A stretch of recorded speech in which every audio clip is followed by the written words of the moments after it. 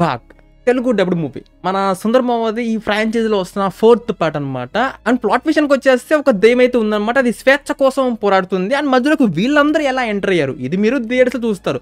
And ఇంకా ఓవరాల్గా ఎలా ఉందని విషయానికి వచ్చేస్తే మామ ప్యూర్ అట్టర్ రాడ్ సినిమా మామ. మనం అసలు దీన్ని అసలు దేకడం కూడా దేకకూడదు థియేటర్లో ఓడిట్లో అని మాత్రం చెప్పను.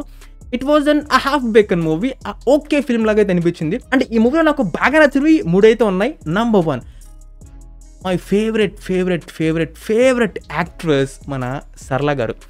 చాలా గ్యాప్ తర్వాత థియేటర్లో చూసినా చాలా మంచి ఫీలింగ్ అయితే వచ్చింది అబ్బా. అండ్ రెండోది ది ఇంటర్వెల్ బ్లాక్ అండ్ మూడోది ది క్లైమాక్స్ అనమాట. సో ఇవి మాత్రమే బాగా నచ్చినాయి. సో ఫ్లాస్ అయితే చాలా ఉన్నాయి అనమాట. And by the way story పరంగా మీకు ఎటువంటి ఫ్రెష్నెస్ అయితే ఉండదన్నమాట.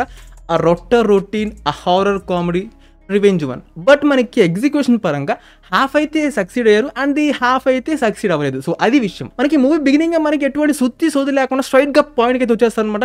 చక్కగా మనకి ప్లాట్ని సెట్ చేసుకొని అందరు క్యారెక్టర్స్ మనకి అంతే ఫాస్ట్గా ఇంట్రడ్యూస్ చేసుకుంటూ వెళ్ళిపోతూ ఉంటారు. అలాగే మనకి ప్రొసీడింగ్స్ కూడా మనకి అంతే ఫటాఫట్గా వెళ్ళిపోతూ ఉంటాయి అనమాట. ఎటువంటి అన్వాంటెడ్ సాంగ్స్ ఉండవు, సీన్స్ ఉండవు, మళ్ళీ డివేట్ చేయడానికి వాళ్ళు అనుకున్న ప్లాట్కి స్టిక్ అయిపోయి అంతే వెళ్ళిపోతూ ఉంటారు. అండ్ తమన్నా గారు అయితే వైఫ్ రోల్లో చాలా చక్కగా ఉన్నారు. అండ్ మనకి ఆ వచ్చే సాంగ్ కూడా మనకి ఆ మంచి పేసింగ్లో ఫ్లోలో మంచిగా వెళ్ళిపోతూ ఉంటుంది అనమాట, ఎటువంటి డిస్టర్బెన్స్ లేకుండా. అండ్ కామెడీ పరంగా అయితే నాకు అంత పెద్దగా వర్కౌట్ కాలేదు. కానీ మన సరళ గారివి మనం గోస్ట్ మూవీస్ చూసాం కదా లారెన్స్ గారితో. సో అలా మనకి గోస్ట్ వచ్చినప్పుడు మనకి తన రియాక్షన్స్ అనేవి చాలా ఫన్నీగా ఇప్పటికీ అంతే బాగున్నాయి. సో అవి మంచిగా ఎంజాయ్ చేశాను చెప్తాను. అండ్ హారర్ మూవీస్ అనగానే మనకి స్పైన్ చిల్లింగ్ మూమెంట్స్ అండ్ మనకి ఆ జర్క్ ఇచ్చే మూమెంట్స్ అయితే ఉంటూ ఉంటాయి కదా. సో దీంట్లో మీకు అలాంటివి ఏవి తగలన్నమాట. కనీసం సౌండ్లతో భయపెట్టాలి కూడా ఏమి ఉన్నా మొత్తం 0 నీళ్ళు అనమాట. వీళ్ళు బాగా ఎక్కువగా ఫోకస్ పెట్టింది విజువల్ ఎఫెక్ట్స్ మీద. ఆ గోస్ట్ అవన్నీ కూడా మీకు విజువల్ ఎఫెక్ట్స్ మీద ఎక్కువ ఫోకస్ అయితే పెట్టారనమాట. సో దాంట్లో వాళ్ళు మంచిగా సక్సీడ్ అయితే అయ్యారు. అలా మీకు స్లోగా అంతటిని కూడా సెట్ చేసుకుంటే మనకి ఇంటర్వెల్ దగ్గర నుంచి అయితే ప్రొసీడింగ్స్ అని కొంచెం బెటర్ అవుతూ ఉంటాయి అనమాట. The last 20 minutes of the first half అయితే మంచిగా మనకి సస్పెన్స్ ని ఆ క్యూరియాసిటీ మంచిగా హోల్డ్ చేశారని చెప్తాను. And coming to the second half man ఇక్కడే ఇందా చెప్పే కదా మీకు హాఫ్ బేక్డ్ మూవీ ఓకే అనిపించిందని. సో దీనివల్ల అనమాట సెకండ్ హాఫ్ లో మనకి ప్రతి సీన్ కూడా సాలిడ్ రైటింగ్ కనుక ఉండుంటే చాలా బాగుండేది.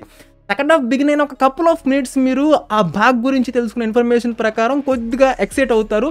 తర్వాత మనకి ఒక లెంతీ ఫ్లాష్ బ్యాక్ అయితే వెళ్ళిపోతారు అనమాట. విపరీతంగా ఓవర్గా స్ట్రెచ్ చేసి పడేశారు. మనకి ఎమోషన్స్ అని కొంచెం గట్టిగా కనెక్ట్ చేద్దాం ట్రై చేశారు. కానీ ఓవర్గా స్ట్రెచ్ చేయడం వల్ల ఆ డ్రామా అనేది కూడా మనకి అంత ఎక్సైటింగ్గా ఉండదు. సో దానివల్ల మనం డిస్కనెక్ట్ అయిపోతాం, పిచ్చ లాగ్ అనిపించింది. బట్ తమన్నా గారి పర్ఫార్మెన్స్ అయితే మీరు ఎంజాయ్ చేస్తారు. కానీ స్టోరీ పరంగా మనకి రొటీన్ గానే ఉండేది. సో దానివల్ల మీకు ప్రిడిక్టబుల్ గా ఉండేది తప్ప మనకి సర్ప్రైజింగ్ ఫ్యాక్టర్ అంటూ మీకు తగలదనమాట ఫ్లాష్ బ్యాక్ దగ్గర నుంచి. సో అక్కడి నుంచి ఇంకా మనకి ఇది ఎప్పుడు ముందు కదులుతున్నారా, దీనికి ఎప్పుడు ఫుల్ స్టాప్ పెడతారని వెయిట్ చేస్తూ ఉంటాం అనమాట. అక్కడ ఇంకా మనకి ప్రీ క్లైమాక్స్ దగ్గర మన డాక్టర్ స్ట్రేంజ్ మా విజువల్ అయితే మంచిగా పోర్ట్రే చేస్తారు. బట్ మంచిగానే వర్కౌట్ చేశారులేండి. బట్ అదంతా తీసేస్తే నాకు క్లైమాక్స్ ది మాత్రం నచ్చిందని చెప్తాను. అదంతా నాకు పెద్ద గేమ్ అనిపించలేదు. ది క్లైమాక్స్ ది మాత్రం ఆ విజువల్ కానీ నాకైతే కాసేపు వరకు ఆ గూస్ బంప్స్ అనేవి అంతే ఉన్నాయి. And this one goes for the absolutely a silver star man. తీసి పాడేసే సినిమా అయితే కాదు భయ్య. థియేటర్ ఆర్ ఓటీటీ 100% అయితే మీరు వన్ టైం అలా మంచిగా వాచ్ చేయొచ్చు.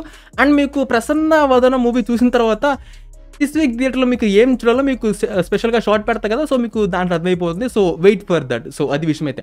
And coming to the performances Tamannaah garu అయితే చాలా బాగా చేశారు. ఆఫ్టర్ ఏ లాంగ్ గ్యాప్ తర్వాత అనుకుంటే మంచిగా ఆ పర్ఫార్మెన్స్ చేయడానికి ఒక మంచి రోల్ అయితే దక్కిందని చెప్తాను. సో ఆ ఫ్లాష్ బ్యాక్ పోర్షన్ అయితే మీరు మంచిగా ఎంజాయ్ చేస్తారు. అండ్ మన రాజశేఖర్ గారికి అయితే కొంచెం లిమిటెడ్ టైమే దక్కింది స్క్రీన్ పైన. ఇట్ వాజ్ డీసెంట్ అనిపించింది.